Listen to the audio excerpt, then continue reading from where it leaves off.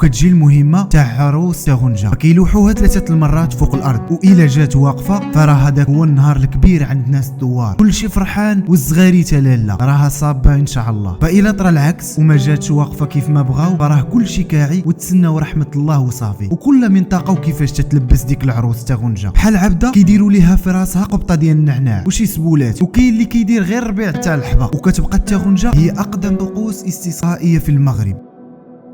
وهذه هي مسيرة تاغونجا أو عروس المطر باختصار، وكتبقى هي الوسيلة الوحيدة للتبرك. وما زال لحد الآن كاين عدد كبير من الفلاحة اللي تيديروا هذه القضية، اللي تيظنوا باللي راه عندها واحد البركة أو تأثير باش تصب الشتا ولا يهبط الخير. حاولنا نلخصوا لكم هذه قصه تاغونجا كيفاش دايره وشنو الطقوس ديالها. فما تنساوش قولوا لينا حتى نتوما كيفاش كتمارس عندكم هذه العاده. والى هنا اصدقائي كتسالي حلقتنا، دير معاك شي لايك وشي كومونتير، والله يرضى عليك وعلينا.